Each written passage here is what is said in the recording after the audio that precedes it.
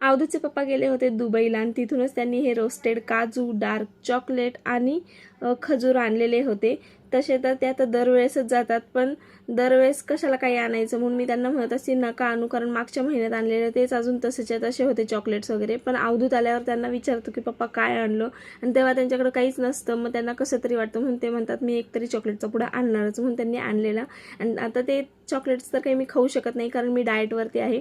म्हणजे मी proper diet करत नाही आहे, मी काही डाएट प्लॅन वगैरे केलेला नाही आहे. पण बघू, माझ्याच्याने जेवढं जमतं तेवढं मी करते आहे, कारण मला माझं वजन कमी करायचं आहे आणि सध्या माझं वजन ना खूपच वाढलेलं आहे. तसं तर जर माझ्या मनात आलं ना तर मी 3 दिवस पूर्ण ताकावरती राहू शकते, पण अवधूतचे पप्पा मला तसं करू देत नाहीत, कारण त्यांना माहिती आहे मी जर काहीच नाही खाल्लं, फक्त ताक पिलं तर माझी खूप चिडचिड होईल आणि त्याचे शिकार तेच स्वतः होतील, म्हणून ते काही मला तसं करू देत नाहीत.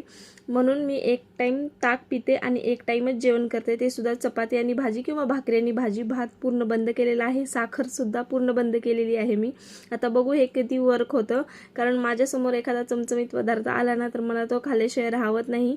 पण आता बघू, मला माझं वजन कमी करायचं आहे, त्यासाठीच मी प्रयत्न करते. मी चालते, फिरते, एक्सरसाइज करते रोजच्या रोज, पण खाणं पिणं सुद्धा तेवढंच महत्त्वाचं आहे, म्हणून मी ते सुद्धा करते. आणि एवढं सगळं बोलता बोलता माझी गाडीसुद्धा साफ झाली, जी की मी पहिल्यांदाच एवढी मोठी गाडी एकटीनं धुतलेली, स्वच्छ झालेली, एकदम क्लीन झालेली. आणि तुम्हाला आजचा व्हिडिओ कसा वाटला मला कमेंटमध्ये नक्की सांगा. आणि मी जर डाएट प्लॅन तुमच्याशी शेअर करावा असं वाटत असेल तर कमेंट करा आणि सबस्क्राईब करा चॅनलला.